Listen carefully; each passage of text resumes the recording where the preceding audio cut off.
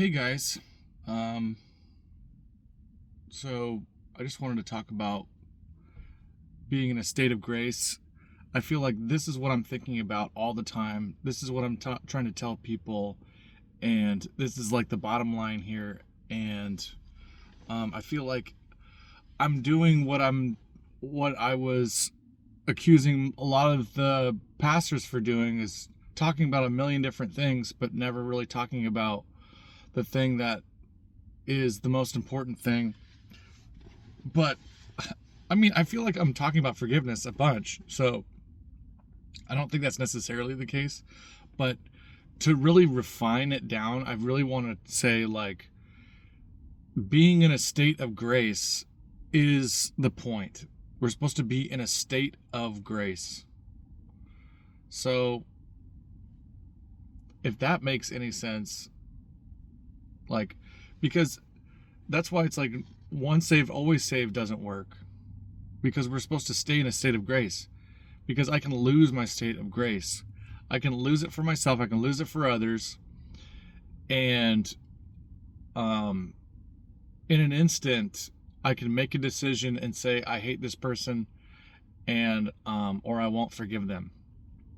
So if I can say that all of a sudden and change my mind and change my heart against somebody, then does that make sense that you can lose if you can lose your state of grace? Is this making sense? That's how I see losing your losing your salvation. That's how I see you losing it. Do you? Because I don't see how you can lose it any other way besides like not believing and other things like that. I'm talking about like you as a believer, okay? Because it's like you are a believer, you understand how you're supposed to repent and not sin, but and then you're sitting there going, okay, if my works isn't what's doing it, if it's not my sin that's sending me to hell, what exactly is it? And it is being in a state of grace. Okay? So I'm trying to make the gospel exactly how it is. I hear so many versions of this. It's faith-based, it's grace-based, it's this, that, and whatever. The point is you can't have grace from the Father unless you have grace for others. So are your sins covered by grace? Yes, but you have to be in a state of grace. Do you see how you always have to go back to a state of grace to be the core of your salvation, to be the core of, because that's how we're in communion with the Lord. Is any of this making sense? That's how we're in communion with the Lord, is being in a state of grace. If I can't be in a state of grace where I'm forgiving myself and forgiving others, then I can't enter in communion with the Lord, with the Holy Spirit and all of its benefits and everything. I can like basically not have all of the like I could have deeper communion. I'm not saying that you can't have more communion, because you can. So if you want more communion with the Lord and you want a deeper connection with Him, as it said, it's wringing out your heart to the Lord, wringing out your heart. So it's everything that comes up in your mind, anything that comes up in all your worries, every single thing. I challenge you to sit and have a prayer session with the Lord where you just, every single thing that comes in your head, you give it to the Lord. Be like, I'm going to give this to you, and you're letting go of it. I like to imagine, I've said this probably in another video, I like to imagine actually putting it somewhere, actually placing it down somewhere. I have this place that I've designed in my mind where I go to His throne, and I have like this like really dimly lit room. It's just me and Him. It's this intimate holy of holies that me and Him. can hang out, and I go in secret and I give him all of my things that I'm worried about. Okay? Like and I make a pile right there. But if you notice the pile, but the pile doesn't, there's no pile. I'll set something there and it disappears. I challenge you to sit there and give every single thing that's coming into your heart, into your mind, every single thing. And then you can do that as a daily routine. Everything that's coming into your mind, giving it to the Lord, no matter what it is. And be like, okay, I'm going to give that to you. I'm going to give that to you. Whatever thought. I'm talking like you have some crazy nasty thought about something, give it to the Lord. I'll give that to you. You're just constantly giving it to him. Okay. So back to kind of what I was talking about. Being in this state of grace allows us to have communion with the Lord. And then take advantage of it. Then you have communion with him. Commune. Talk to him. It's like we get in a state of grace and then it's not, now what? Well, you have the opportunity to share time with the Lord and give him all your worries and thoughts, and then you are able to unburden yourself from all your worries and stuff, and then it's like, there you go. You know what I mean? You are able to have, get rid of all your worries and, you know what I mean? And have some joy. And it's like, oh, we have to have faith and all this other stuff. Yeah, you have to. Because, I mean, what happens if you don't? I mean, all these teachers and preachers, and they're trying to tell you what you should do, is because if you don't, it's not going to work. So they're telling you what you have to do for it to work. And I think a lot of people go, hey, these guys have all these rules and stuff like that. It's like, I want to have salvation and stuff, but blah, blah, blah, there's always all these rules. And it's like the secrets of operations, it's like you're just coming up with things that the Lord, you're coming to conclusions that the Lord, this is how the Lord is, and how, and his heart, you're coming to those conclusions like, oh, this is how, this works. And he's showing you how it works. And so it's not like you lose your salvation in any of those other ways, but again, also you kind of do. That's why I'm saying it's not necessarily, it's like when you're talking about faith, oh, it's faith-based and grace-based and blah, blah, blah. It's like, it's not necessarily true that it's not true that those things aren't going to give you salvation.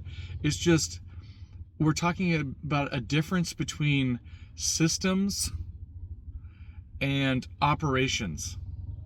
And this might get really nerdy, but it's like the difference between how the system works and the operations on which inside of which it works. And it's like, this is how the system is built, right? And then there's operations in it that makes it function.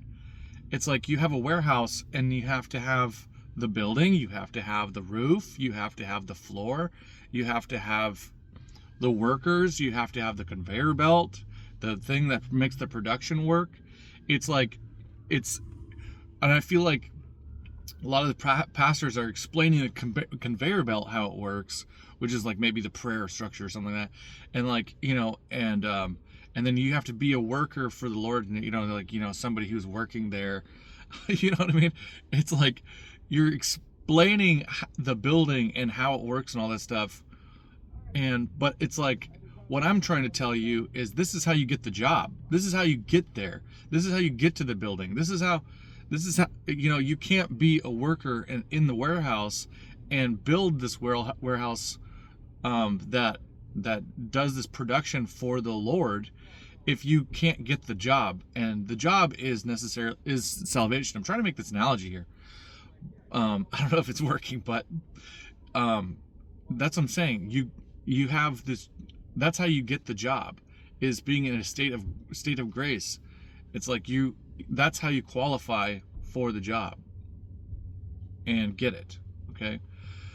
So I'm just saying, I'm not trying to disparage any part of the other things that are like, there's like all these different parts and pieces of how the operations are done. And that's just going to make a more efficient product and more efficient. You see what I'm saying? It's not necessarily going to make you not have your salvation, or you're not a worker in the kingdom. It's just making things more efficient for the Lord. It's like, does that make sense? And if like but also that the warehouse can go under because all the operations aren't built. If you don't have a foundation, if you don't have walls and a roof, if you don't have the conveyor belt, if you have any one of those things, like you might be getting by, but it's not necessarily gonna be the best. Does that make sense? So that's what pastors and everybody and teachers are trying to tell people is, it's not like you're going to lose your salvation. It's just, this is the best way that the production is done. And it's like, how to be closer to God and blah, blah, blah, it's like how you're going to have be more efficient. And so, see what I'm saying? And I'm trying to talk about the state of grace, because when you're in that state of forgiving others and having grace and blah, blah, blah, you're then able to work in the kingdom with confidence, knowing that things that you're doing are within his will, and then you can have faith. It's like hard to have faith when you aren't in a state of grace, because you know that things aren't going to work out for you. You're under a curse. How do you have faith if you know you're under a curse? Is this making sense? If you are feeling cursed and you're feeling like you are in God's will, meaning you're a servant.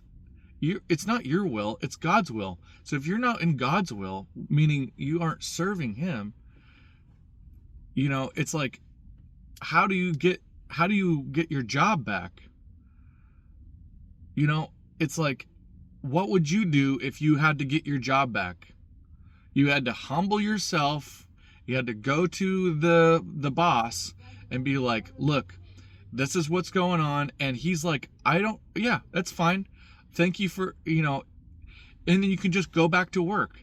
He's like a great employer that basically will let you back in as long as you want to go back to work. If you don't want to go to work for him, you don't have to.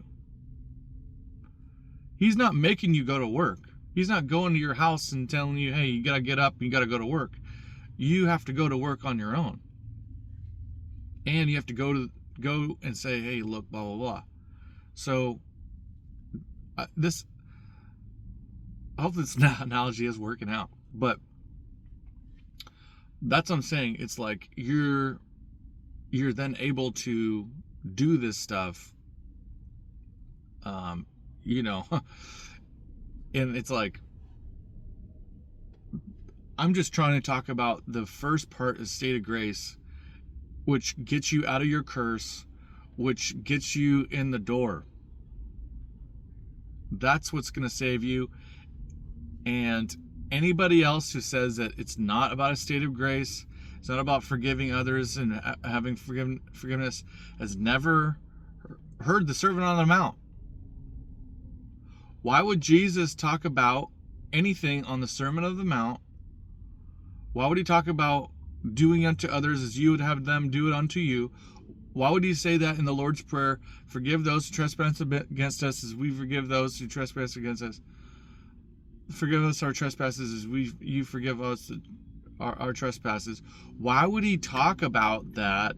Why would he talk about that? And then the next verse right after the Lord's Prayer is the verse where it says, if you don't forgive, you won't be forgiven. Why would he talk about that if it's all about, you just have to believe that I exist? He would just show up and be like, believe that I'm God. And in actuality, he was trying to avoid telling everybody that he was God and they should worship him. That's why it's like a lot of the time we're trying to like squeeze blood out of a turnip to find the verses in the Bible where it says that he is God, because he's trying to avoid that, because he's trying to because if it's just about faith in his existence, then we're gonna miss the point. Because he had a point to tell us. He had the gospel to tell us, which is the new covenant, and that is what he wants from us. And if you go back and read the Gospels, you read Corinthians, you read anything else, what do they keep talking about? They keep talking about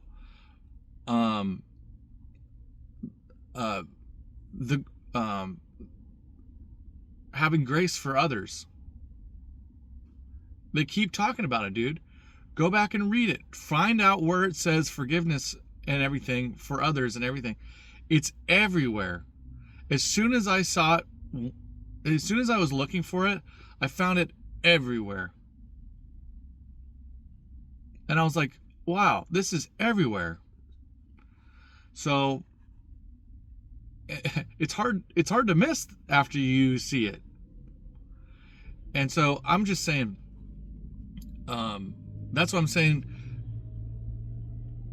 Faith is an operation within the system. It's not what it's going to get you into the building.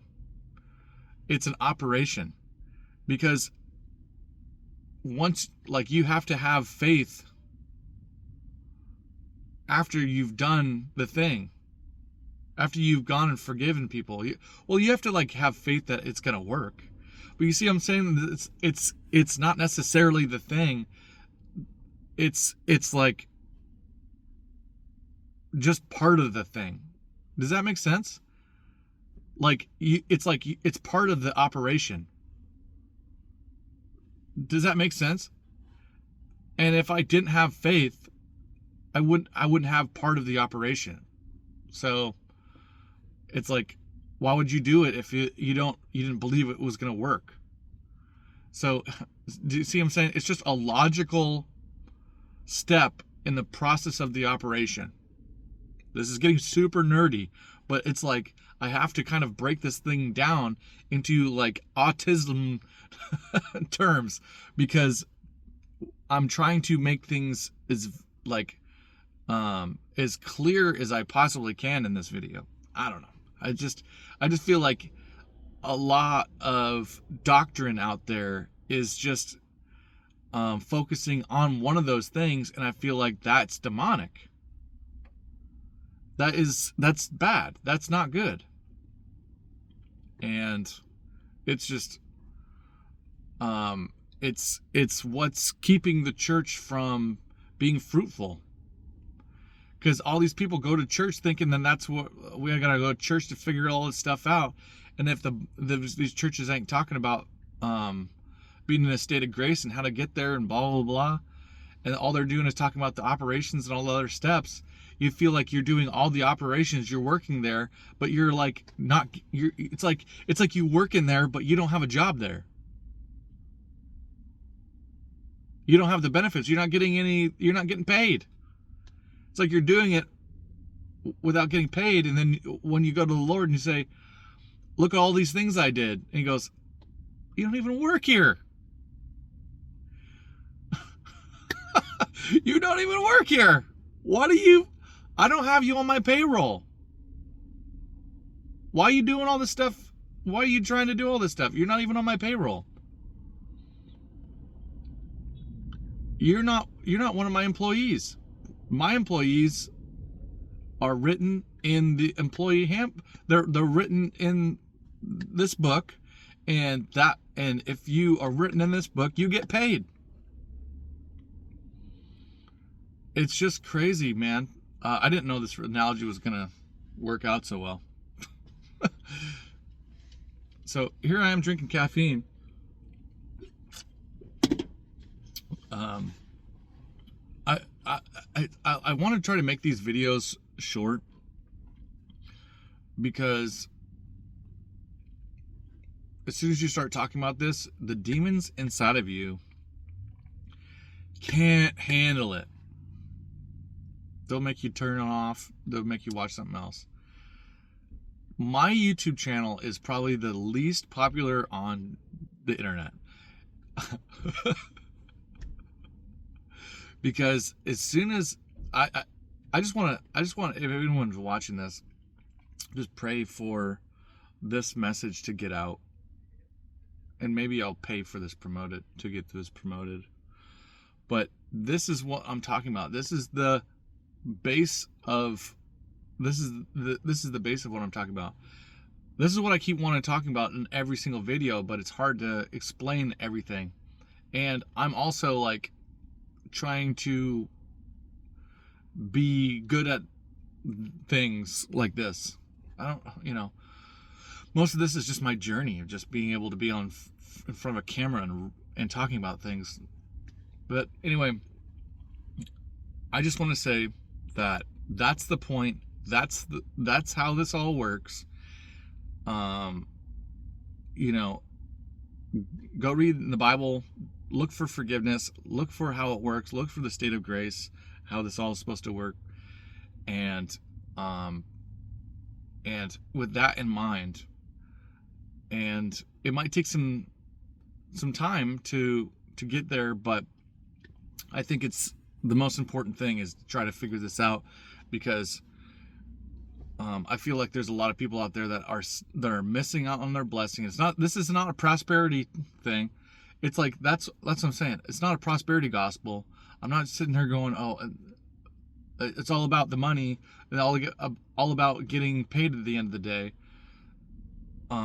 That's not what I'm saying. But what I'm saying is, do you see this work analogy is actually is getting a lot better.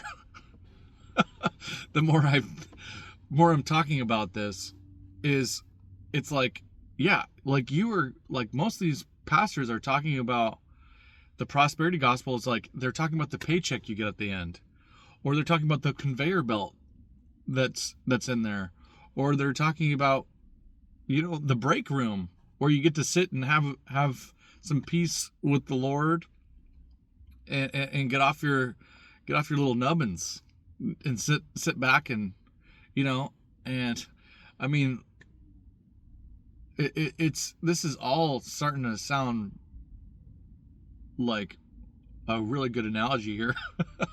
But okay, so I love y'all, and I